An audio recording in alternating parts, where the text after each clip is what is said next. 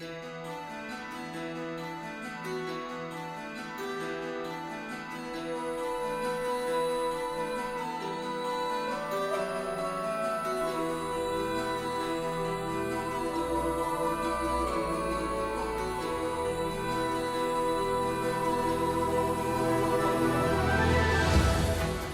are forces around us that we can feel, hear, and see, but to some, there is no explanation as to why. This podcast discusses everything that we as a society are taught to doubt. We interview our science and data-driven co-host to see if we can shift his perspective and get him to embrace the alchemist within.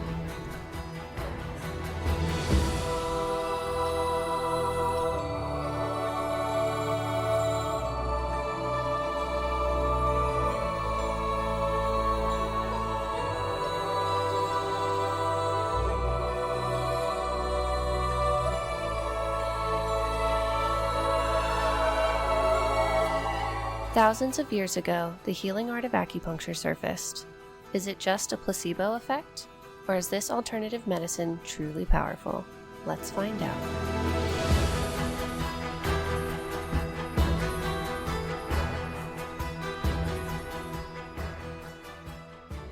Hello and welcome back to The Alchemist and the Academic. I am your host, Rebecca Finale, your alchemist, and I am here with our academic, Kurt Braddock. Kurt Braddock here, and Kurt Braddock's dog walking around. I apologize if you hear the tippa-tappa of little feet walking around, but Sully has to make himself known. Yes.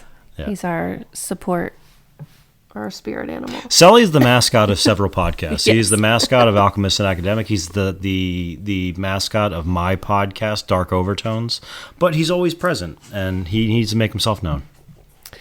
So we have Sully here, and we are going to be talking today about acupuncture. So this is the first episode where we are going to record kind of the experience of one of these things. The skeptic is going to be subjected to the phenomenon in question. Yes, so we will be giving Kurt an acupuncture treatment. Because treatments are about an hour, depending on who you go to. We'll do little clips of how I do my diagnosis. We will check in with Kurt once the needles are in, how he feels afterwards. And we will also have Brooke again, who was here on our tarot episode. She will be talking about her experience with acupuncture as well. So, but the first part of it, we'll just be getting into the theory, Kurt's experience, what he knows about it, and diving deep into acupuncture. Yeah, and this one's good because I've been through it, and I'm still not sure I'm a believer.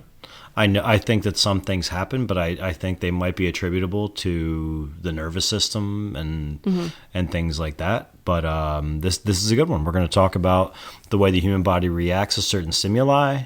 And this is one of those places where Becca and I we diverge, or we differ in terms of the ways that we interpret things. Although I will say that this is also the first episode where I've experienced this phenomenon myself, and I am more open to the idea than I have been to the others. I will say that. So for the first I'll time, take it. for the first time, the academic is let's say close to 50% open on this topic. Okay, we can work with that. Yeah, we can work with that. We can work with everything. Yes. So to start off, we will do our traditional cheers. Cheers, although this is an embarrassing one. This is embarrassing. Well, not embarrassing. We didn't think that one through. It's not embarrassing. No. My goal over the course of these cheers is to do a variety of different beverages, and I'm going to get increasingly more complex and flamboyant. But today, Becca, what are you drinking? I am drinking my Old Faithful vodka soda with extra lemon. Vodka soda, extra lemon. And I am drinking Bud Light Platinum.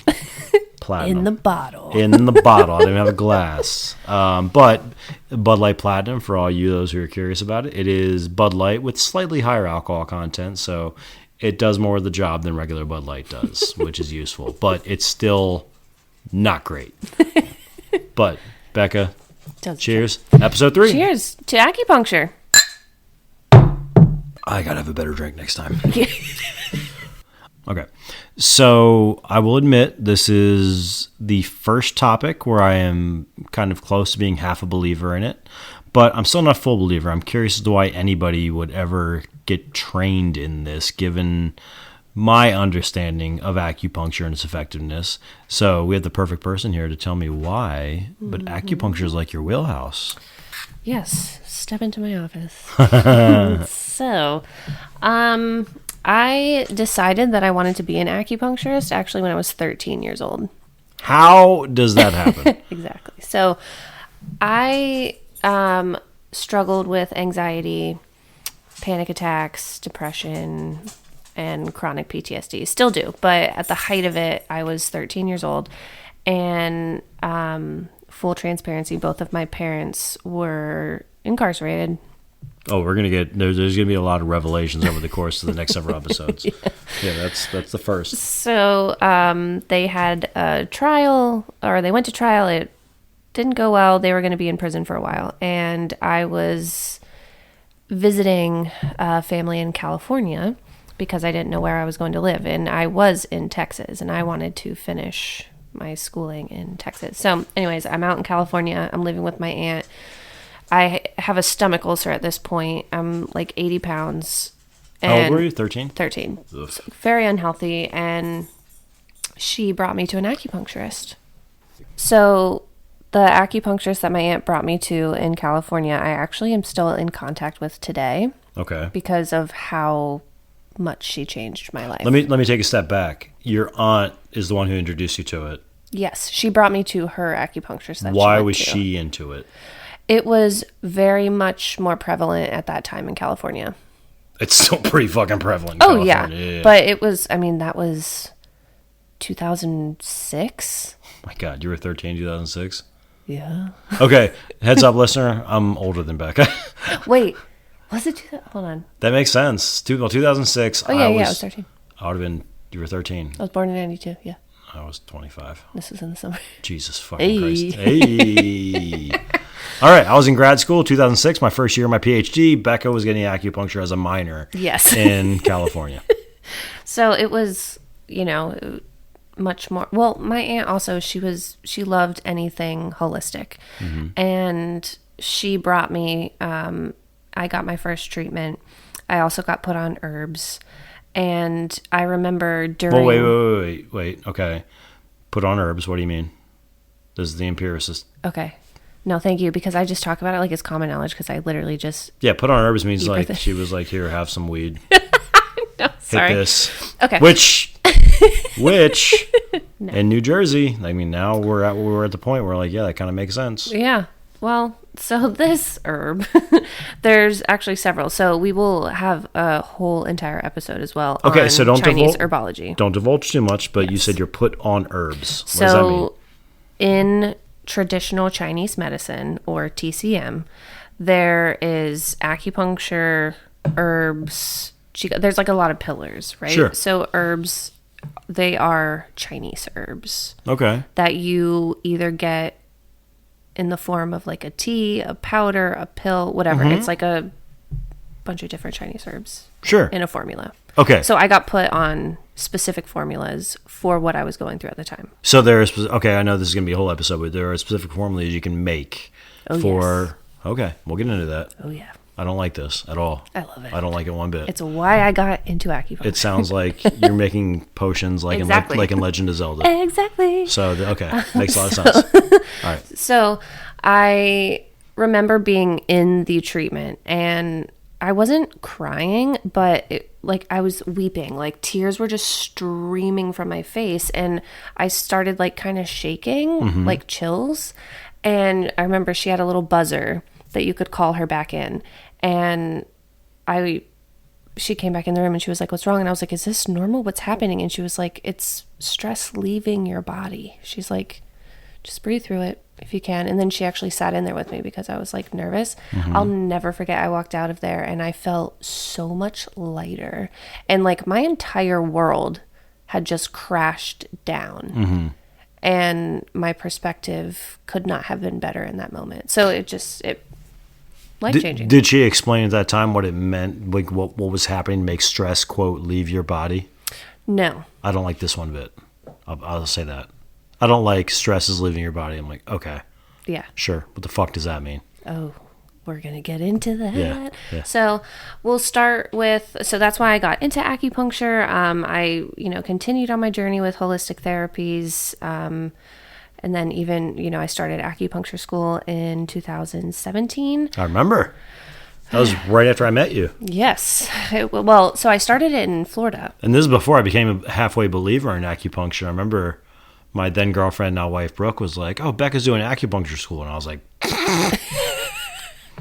okay. You're like, all right, that hocus pocus. And I will say, acupuncture is interesting because, I'm going to bust Becca's balls a lot throughout the course of, I'd like to say episode, but honestly, podcast. Like Life. Yeah. But to be honest, there are a lot of things that she's shown me that I am a bigger believer in than I would be. Not full believer, never will be, just because I'm an empiricist, but a logical empiricist. But yeah, in 2017, I was not that way. I laughed my ass off when I didn't laugh my ass off. I never laughed my ass off. But when Brooke said you're going to acupuncture school, I was like, who's taking her money and how do they have a tax identification number? Right. Well, so I started in Florida, then I transferred here when I moved here. I actually went to school in PA because the one in Jersey was too far. And I loved the school that I went to. Was this in Philly? No, it was in Glenside at the time. It's a Philly suburb. Now they're in Warminster. They moved. A little farther out, but it's still a Philly suburb. But it was such a well-rounded school, and they incorporated meditation into the curriculum, which I loved. Mm-hmm. It's actually a Won Buddhist school, which is a newer sector of Buddhism that came out, I think it was in the 1940s during the Japanese occupation of South Korea. So this is interesting. Now we're getting into something that I know there's empirical evidence for, and I'm starting to buy into it. Like I know I've read the research on meditation, and I've read the research on not the ideology of Buddhism, but the research behind the traditions in Buddhism, and they are they've been shown to be psychologically beneficial. So I know that there is psychological benefit to the sorts of things you're talking about now. Yeah. We're going to have a whole episode on meditation too. I meditate myself, so I feel like that's going to be an interesting episode. And you're not a believer in acupuncture? Okay. Well, no. I mean, in terms of things we're going to talk about, acupuncture is more on the I believe side than some of the others. Okay. I will say. Although after pulling the world card twice in a row, like, I fear that there is a spirit watching me of some type. Nothing to fear.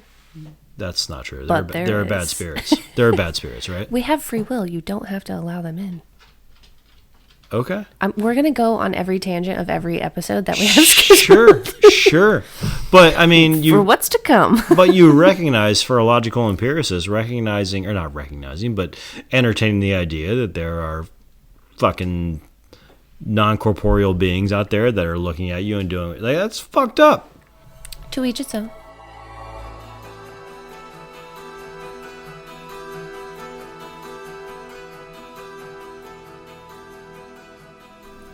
All right, so you moved from Florida. You came up here to the awesome Mid-Atlantic. You're in New Jersey, the best state in the Union. Suck at Vermont and New Hampshire. You continued your education in acupuncture in the Philadelphia suburbs, where they incorporated some Buddhist meditation traditions and things like that. And I wanted to go into the background of acupuncture and like what it takes to become an acupuncturist, because I don't think there's enough information out about it. So the schooling itself, we have a national licensing board, and then you have to do different things per state. But just to become an acupuncturist, you have to do 3 years of schooling. Oh, I know. I laughed at the first one. So it's like, I didn't get to know you really until 2018. So in 2017, I was laughing at your schooling. Yeah. I was this is ridiculous. 3 fucking years.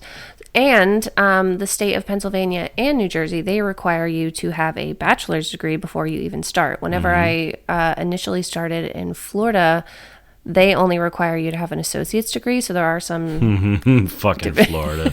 Of course. It's wild out there. Yeah. So, which I already have my bachelor's in neuroscience. And so I did the 3 years. During my 3rd year of acupuncture school, I started my 1st year of herbal medicine. And that is a 2-year program. So I was doubling up on my master's. And so it's 3 years, and I graduate with a master's in acupuncture. All right. So you got your bachelor's in neuroscience. But I understand you wanted to go to med school. Like, Yes, I was going to go to med school. I did 2 medical internships with a neurologist during my undergrad, and he primarily worked with Parkinson's patients. is there, and not to say that your background isn't fucking fascinating, because it really is. Like, how does somebody go from looking at MRIs and shit and then decide you want to go into alternative medicine? Is there a significant presence of people who go into neuroscience who then go into alternative medicine? So this is why I really wanted to talk about the qualifications of acupuncture, because the reason I wanted to do my medical degree first, because I knew I wanted to be an acupuncturist. That was end goal. But at the time, it wasn't seen as like real, and I'm doing air quotes, real medicine. Well, I'll tell you, within the academic community, it's still not, quote, real medicine. Right. Yeah. So I was like, I'll get my medical degree, then I'll get acupuncture training, and I'll be taken seriously. And I was literally studying for the MCAT, which is the exam to get into med school. Sure. And my heart wasn't in it. That's not what I wanted to do. I love, I have an appreciation for Western medicine, but it did not sit well with me. I knew in my heart I always just wanted to do acupuncture. And then whenever I actually did research on the schooling, so my total hours of acupuncture school, it's 3,500, right? It's a lot of fucking hours. If you are a medical doctor, you want to practice acupuncture, you take 300 hours of acupuncture. Okay. Versus 3,500. And then now, physical therapists are pushing to, I think they passed it in New Jersey, I'm pretty sure. Yeah, they did. They can do what's called dry needling. Also air quotes. It's fucking acupuncture. It's just they're rebranding it, and they only have to do 40 hours of training. Okay, so here comes the point of contention. Does that mean that acupuncture is easier to do than it's been advertised? Absolutely not. So I'm trying to tee you up. Of course. Yeah. My schooling, I literally had to learn Western medical diagnosis. I had to learn red flags, when to refer out. I have to be CPR certified, like the whole 9, and then have to learn Eastern diagnosis and how to also translate Chinese medical terminology, because everything's in Chinese pinyin, including the herbs that I learned. So it's a lot of information, and we truly learn from the original texts that were translated. Are there any cases where Chinese medicine or non-Western medicine clashes with Western medicine? Of course, because it's different ideologies. And what do you do when that happens? So what I love about acupuncture is no matter who is coming through the door, we treat them with the same diagnosis method, where we look at tongue and pulse. That's how we diagnose. And obviously, like, doing an intake and background and all that. But, like, if someone comes in with diabetes, right? Acupuncture is not going to do what metformin does. Mm-hmm. Or I think that's accurate, the diabetes medication. But I can look at the person's tongue, which is a mirror of what's going on inside the body. Mm-hmm. I can feel their pulse, which there are 12 different pulse positions. We're looking at the quality, of the pulse, how much blood is in the vessels, the rate at which the heart is pumping. Also on the tongue, I'm looking at the color, the coat, the shape, any geographical markings, and it literally gives me that patient's specific diagnosis. So let me give you a hypothetical. Mm-hmm. Somebody comes into you and says, "I have cancer. Mm-hmm. Acupuncture is going to cure me." No. What do you say to that person? Acupuncture will never cure. So what? Yeah. Okay. So what do you say to that person? What do you say specifically to that person? I say, because there are people who believe that. There are people who believe. Oh, for sure. There are people who believe in non-Western medicine in a curative sense. Yes. Okay. So what do you say to a person who does that? What acupuncture can do for cancer is manage the symptoms. Okay. And help them have a better quality of life. Okay. Towards if they're on chemo, if they're on radiation, which I've had quite a few patients who have been on both. Mm-hmm. Acupuncture is really great for managing the symptoms of that. Okay. Like the nausea. Sure. All that great stuff. So you don't see Western, non-Western medicine as being contradictory. They can be complementary. They are, and what I didn't think so at first, but then my first year in acupuncture school, we had a class, and it was like East meets West physiology. And if you see the theory behind Chinese medicine that was developed 2,000-3,000 years ago, mm-hmm. right? The functions of the organs and what they do mm-hmm. literally mirror almost identically to what they do physiologically in Western medicine. So the catching point for me is always that there are fail-safes for DOs and MDs where if they fuck up or if as they go through schooling they have to answer to certain boards. Right. And that's what always made me nervous about like acupuncture and other kinds of like Chinese medicine. Like there's not that fail-safe. Does that exist? Am I getting that wrong? Oh. So yes. So like I said, we're national. Like we have a national licensing board, and then different states have different credentials. So, for example, the state of Pennsylvania, you are required to have the Foundation and Theories Board and the Acupuncture Points and Point Location Board exam. So those are so kind two. of the theory and then the applied side. Yes. Okay. There are, however, 4 total boards. There's too many boards. Way too many boards. There is a biomedicine board. Okay. And then there is the Chinese herbology board. This is at the federal level? National. It's the national. I guess federal is the wrong word because Yeah. that suggests government. Right. So yeah, national, like across the nation. But I think there is one state. I want to say it's Maryland. I could be wrong. There was one state where you didn't have to get licensed at all, which we thought was like really weird. But I think they're on the point of changing. I could totally be butchering that. I'm gonna go on a limb and say it's Maryland, Vermont, or Oregon. I know for sure because I did so also in order to become an acupuncturist, you have to take what's called the clean needle technique exam. Mm-hmm. So you have to take a written portion and go in front of someone and needle yourself and mm-hmm. show clean needle practices. So you're not just sticking a needle somewhere without like sanitizing your hands, sanitizing the area, having what's called a clean field, mm-hmm. All that stuff. So we did ours in Maryland. A group of us from my class went and did it. And I want to say they didn't have to, all they had to do was the clean needle technique. They didn't have to get nationally licensed. Could be totally wrong. But anyways, PA and New Jersey, you do. New Jersey, you have to have the biomedicine board. Okay. In addition to the other 2. New Jersey's pretty strict. Like New Jersey's a very blue state, but it's also very strict in terms of regulation. Also the licensing fees. Mm-hmm. So I have to pay $275 every 2 years to be licensed in New Jersey. Yeah, there's a reason that New Jersey is one of the contributors to the. We subsidize many other states because we find money everywhere we can. Well, my licensing fee for Pennsylvania, $40. Yeah, New Jersey thanks It's you. fucking insane. New Jersey thanks you for your service. Yeah. Yeah. So, also, because I did the herbal program, in order for me to prescribe Chinese herbal formulas, I have to take that board exam as well. So I have taken literally every single board exam possible.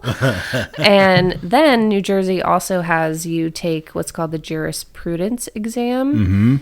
So That's you part go of our over- training too, as a social scientist. That's not part of PA's my process in getting my license in PA was a lot easier than New Jersey. But so there are a lot of fail safes. So let me step back. The jurisprudence isn't a test, but it's part of our training as social scientists. When you are going to do experimentation like I do, using human subjects, not using blood or flesh or whatever, when you're doing psychological testing like I do, you have to pass, for mine, I forget what it's specifically called. There are other kinds, but you have to pass a test that shows you treat human subjects with respect and that you are doing the most good with the least harm, et cetera, et cetera, et cetera. So jurisprudence is part of that test that we do to guide the kinds of research that we do. Yeah, ours was a separate exam. Basically just about the laws in the state of New Jersey and how we practice. But so yeah, a lot goes into becoming an acupuncturist. And the schooling itself, I like I said, it was very well-rounded because we did have to learn a lot of Western theory and how to then diagnose that in Eastern medicine and treat it with our modalities. So let me stop you with a question. I know we're going on a lot of tangents, but you say theory. What do you mean? What do you mean by theory? Like, what's a Western theory that has to get validated with the Eastern medicine that you're talking about doing with acupuncture? So, like, kind of what we talked about a little bit when if a patient comes in with so recently I've been treating a patient with Bell's palsy, right? That's a Western medical diagnosis. I then have to take in their symptoms, their medical history, look at their tongue, take their pulse, and assess the area, like palpate, which is like pressing and like feeling the muscles, whatever is affected, right? Sure. And then that's how I come up with my treatment plan. So I have to translate, what they are coming in with into East Asian medical diagnosis. And that would be considered theory. Yes, because the basis of... So I learned traditional Chinese medicine. That is also the main theory that we are tested on our board exams. Okay. However, there are a lot of other different styles of acupuncture. Like, I also have my certification in traditional Korean medicine because I did my study abroad in South Korea. Sure. Which they all have similarities, but just like different techniques. So here's a question then. I know we're going on a tangent, but to bring back my academic side, yes. When we talk about a theory in social science, we're talking about a model for predicting how certain inputs affect certain outputs. So if we take that to acupuncture, a theory would be that if you perform this form of acupuncture, whatever it is, then it would solve these problems. That would be a theory. In social science, there are different philosophies of science. I am what people would call a Popperian.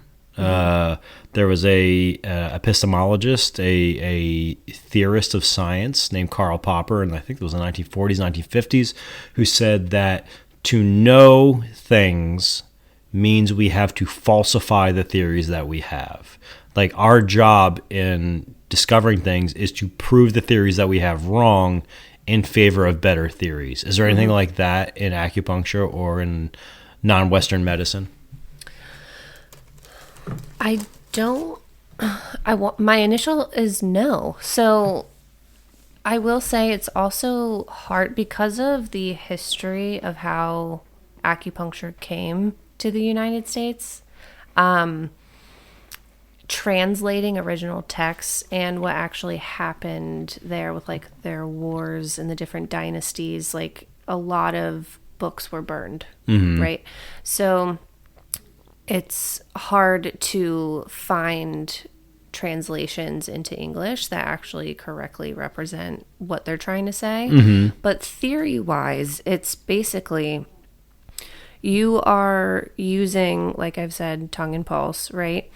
And you are treating the patient based on their acupuncture diagnosis that is specific to them. So no matter what they walk in with, we have so many different lenses of diagnosis that we can take from that will be able to treat them successfully. So that's a good divergence point for, I guess, Western social science and Eastern medicine, in that when as social scientists we come up with a theory, the point of a theory is to predict an outcome among the greatest number of cases. Like to predict, again, there's differences in terms of the ways that we come to understand the world around us. As I'm what you call, like I said, a logical empiricist and a Popperian scientist, I guess.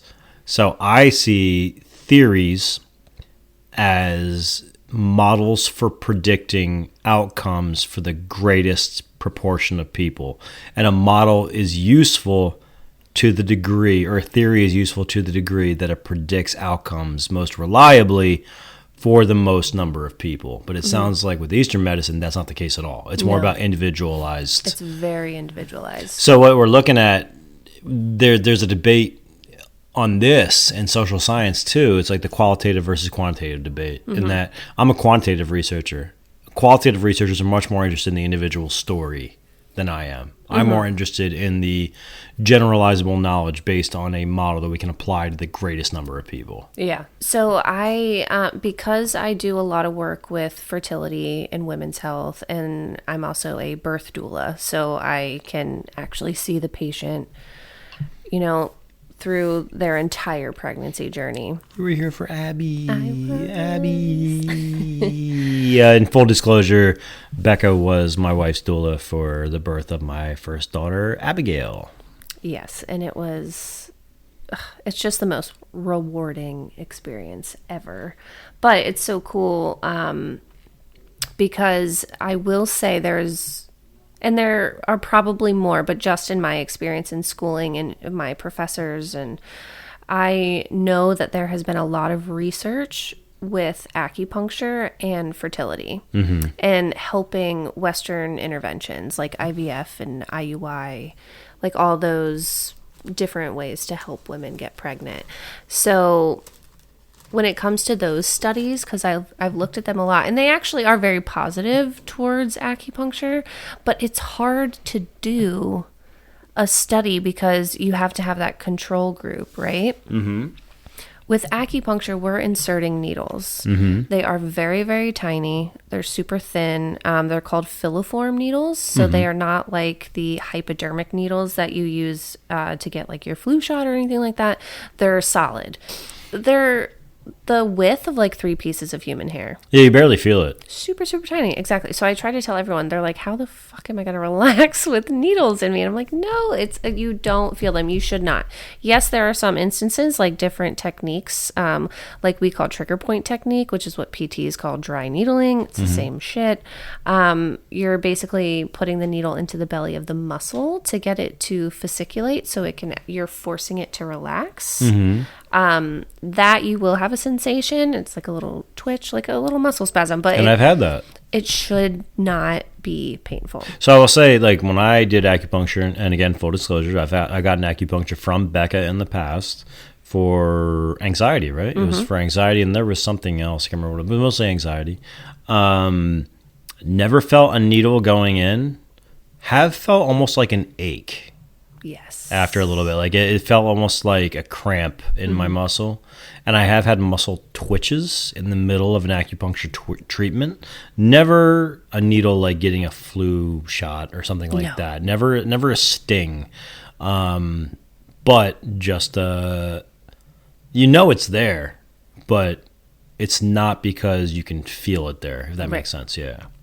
So when we put the needle in, no matter where we put the needle, doesn't matter the depth, just by tapping the needle in, right? We're breaking the skin barrier. So it's what we call a micro trauma, which I hate the word because it just sounds like it's traumas. Sounds pretty intense. Right? And it's not. Yeah. You're breaking the skin barrier and you are eliciting a response from the body, right? So when you do a quote unquote control group of acupuncture, like I said, it doesn't matter where you put the needle in. There's going to be an effect. So Yeah, but a control group would be if, for example, you had, let's say you had a group of 100 women who were trying to get pregnant, couldn't get pregnant, and you give 50 of them acupuncture and 50 of them not, and then you measure outcomes. Not to say the outcome is did they get pregnant or not, but more like do they feel comfortable? Do they feel as though they're just hoping getting pregnant? Those sorts of things. That would be more of a control group, I think, here. Well, the studies that I've seen, some of them, not all of them, but it was people getting acupuncture, those not getting acupuncture, and then a control group getting non-acupuncture, which is where they are putting needles in non-acupuncture points. That's weird. No, that sounds strange. Right? The control group should be the one not getting acupuncture at all. The control group, well, actually, it depends on the outcome. It depends on what they're measuring. It depends on if they're measuring, if the study was meant to test whether or not traditional acupuncture pressure points are effective points to target with acupuncture, then yeah, I get that. But if the purpose of the study is to see whether or not acupuncture works or at all, it's the control group is the ones not getting acupuncture whatsoever. That's what I thought. Yeah. So some of them I wasn't too and I feel like it's because there's a lack of knowledge about what acupuncture actually does.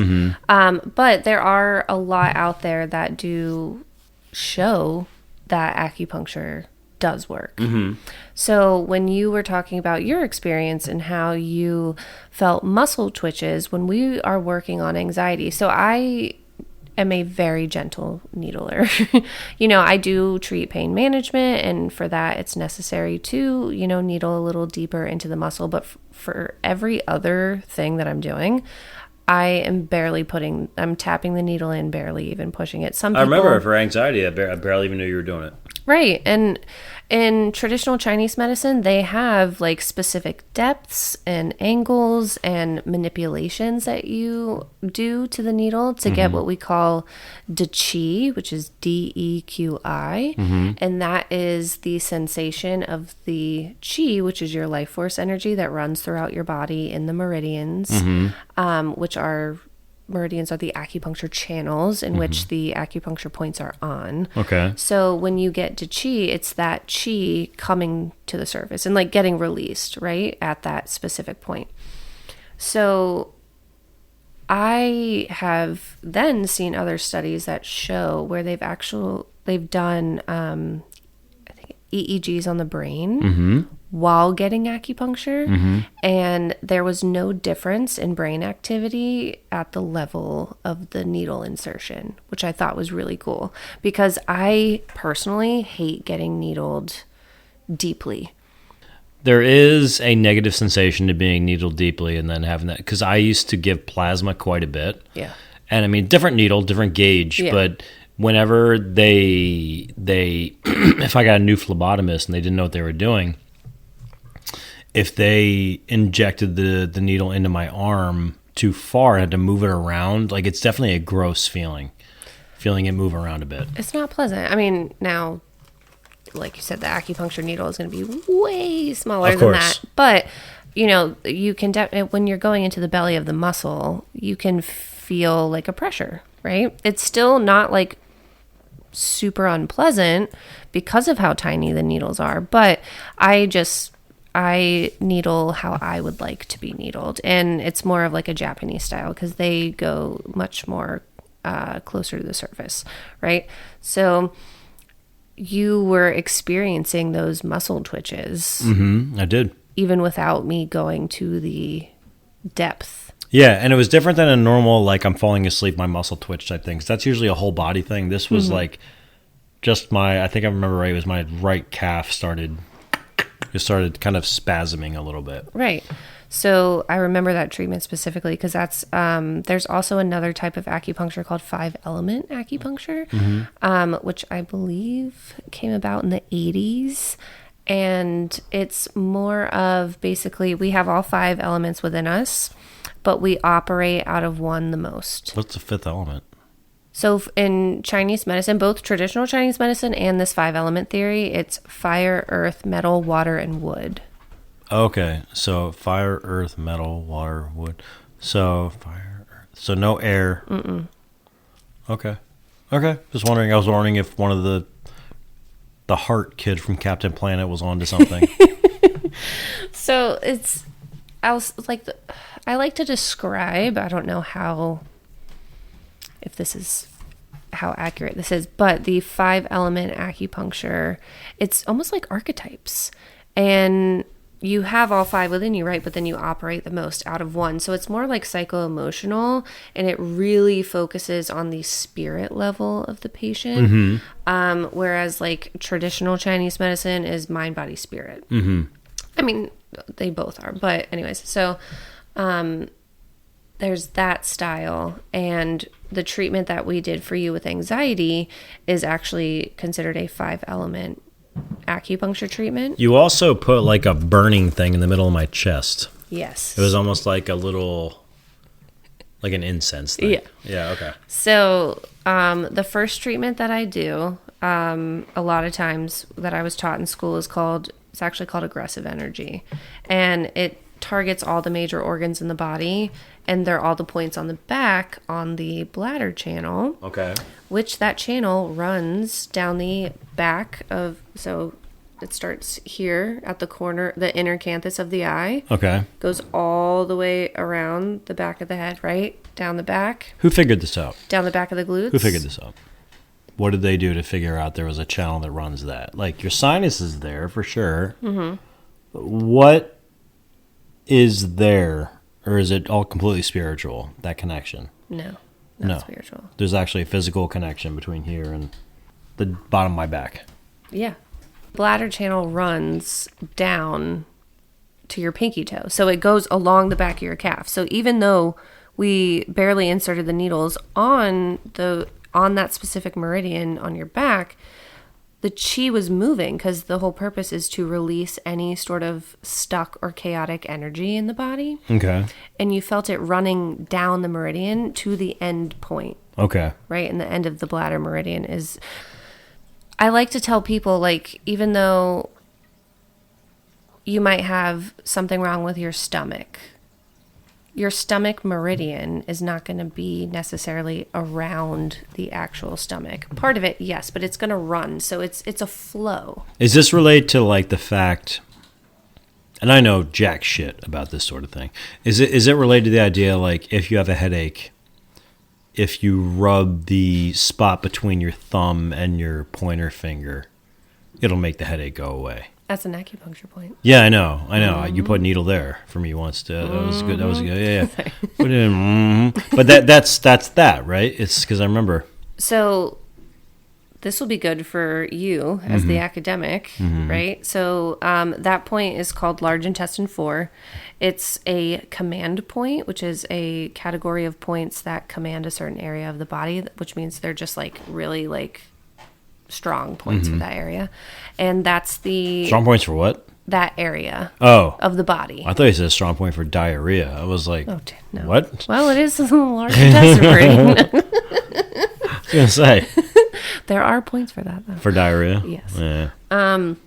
So that point is the command point for the face. So anything, headache, eye pain, teeth, nose, anything on the face, it's really good for. All right, so I'll admit, like, that spot, I think you needled me there, and it actually helped the anxiety. But what's the connection there? Like, is there a nerve that runs from the spot between your thumb and your forefinger and your head that makes that work, or what's the mechanism there? So in like acupuncture theory, it's following the channel of the large intestine, because that point is on the large intestine meridian. It starts at the tip of your index finger, goes through all the way up the arm, and actually ends at the side of the nose. So maybe that's the question. What is a meridian? Like, what is that? Like, because I know that there are nerves that run from my brain down my arm. I know that there are blood vessels and capillaries that run to my lungs, to my brain, everywhere else. What runs that? Is it a completely spiritual thing, or is there actually a physical connection there? There's definitely a physical connection. Okay. So a meridian is an acupuncture channel. Like we said about qi, right? That is, so it's really hard to translate qi from Chinese to English. So the closest that we like to use, or that we learned in school, is life force energy, right? So that's the energy that runs throughout your body constantly, and it runs within these meridians. And there are so many meridians within the body, but there are 12 primary channels that we use. Meridians and channels are interchangeable, so you'll hear me say either or, but the meridian system, right? It's the flow of the qi throughout the body. And there is a way that it flows through each channel. Okay. And it's like a loop. Okay. So what I love about Chinese medicine is two of the main causes of disease are diet and emotion. And that causes your qi to get stuck. So then we needle, points along that meridian, or, whichever ones that help or are indicated for your acupuncture diagnosis, and that helps unblock the qi. So when we unblock, you get the qi sensation that we talked about. And so you could feel like a pressure or a bruising or an ache. That's what I felt like, a little bit of an ache. Yeah. Sometimes it's like a zing. And that's how you know there was a significant energetic block there. Okay.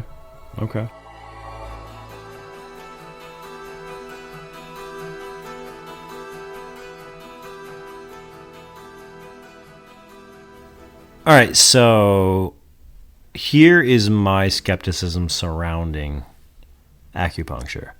All this sounds awesome, but it also sounds like it can be attributable to a placebo effect, that people feel this because it's happening, not the other way around.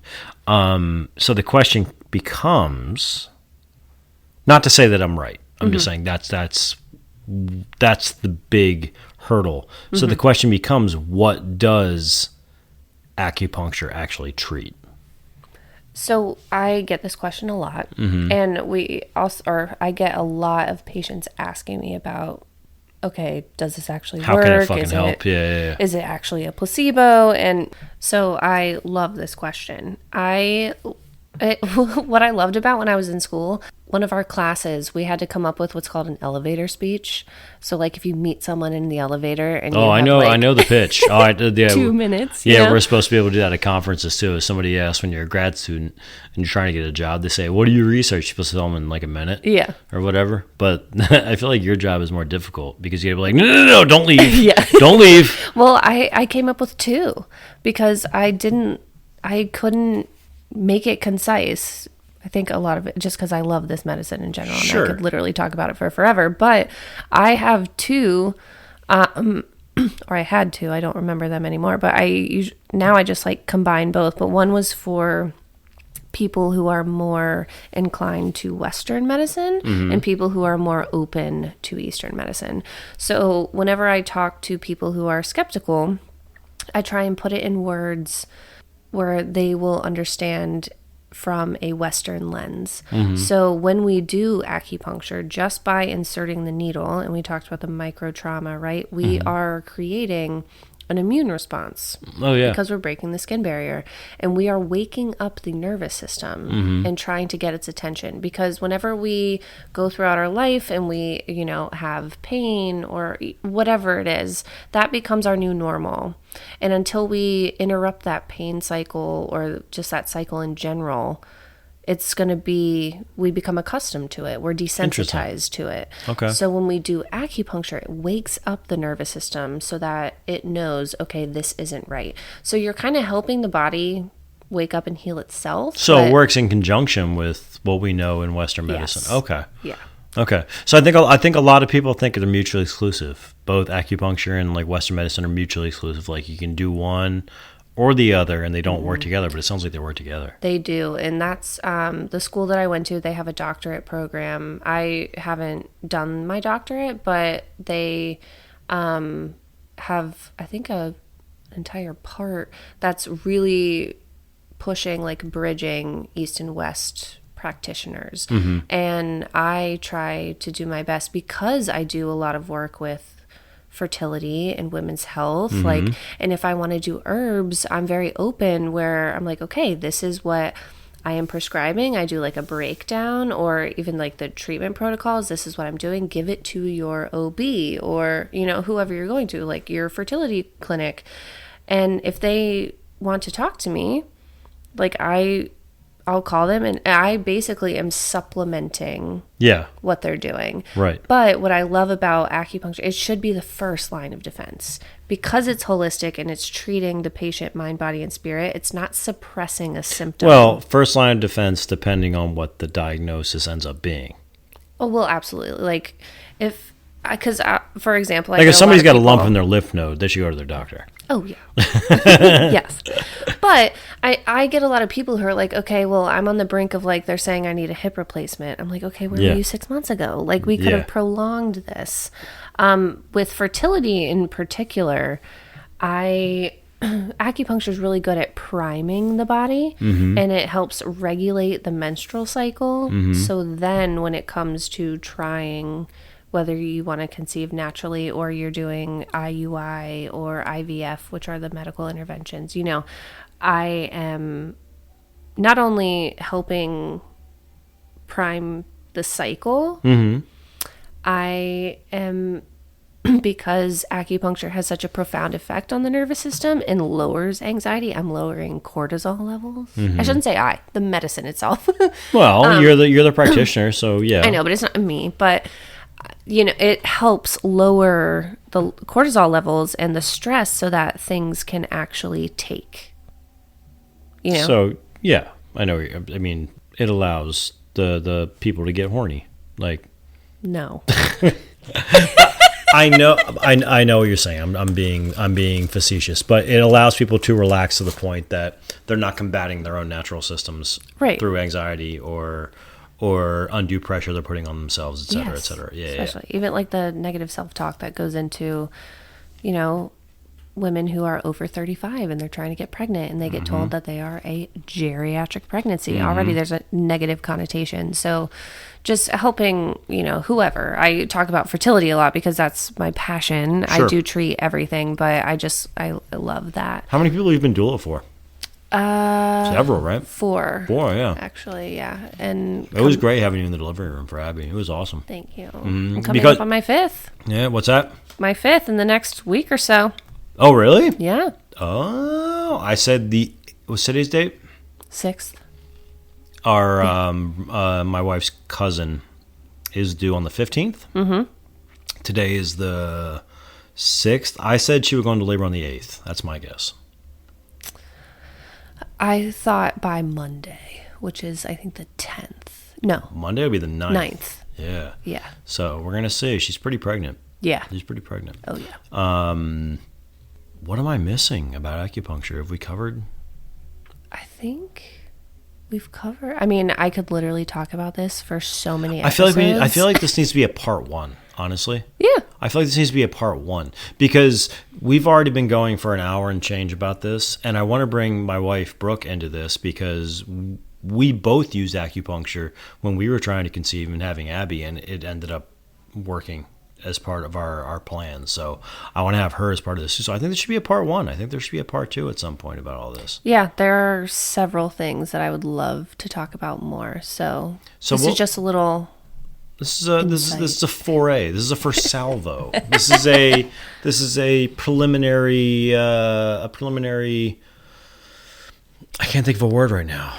So I'm not a very good academic, but this is our moving into that space. But I think this is one of those we're going to touch upon again. Oh yeah, definitely. And we will put obviously our information in the description, and I encourage anyone who is interested in acupuncture to reach out via email, because I love talking about it and am more than happy to answer any questions. Even if you're not in my area, I love to refer anyone to acupuncture so I can look up someone in your area.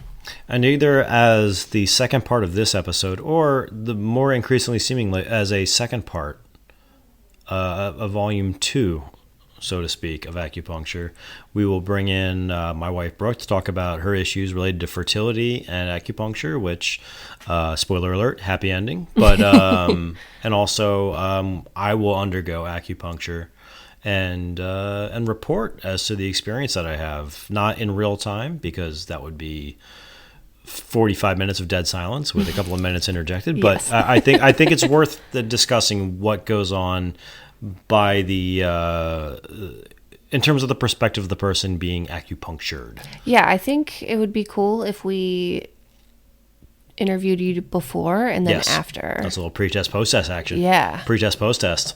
N of 1, but pre-test post-test. Our statistical power is going to be low, but it'll still be pretty good. Whatever. All right. So hopefully, I mean, I am, like I said, I am convinced of acupuncture. I'm convinced of the benefits.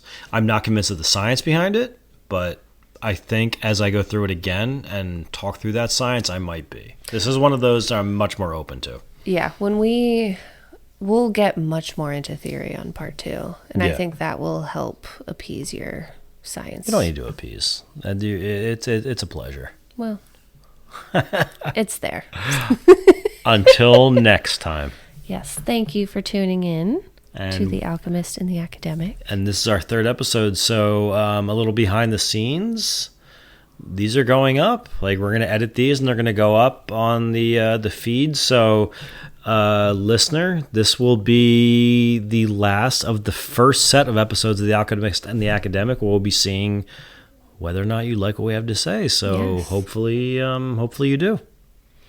And thank you again for listening in. Always, always. Becca, always a pleasure. Good night.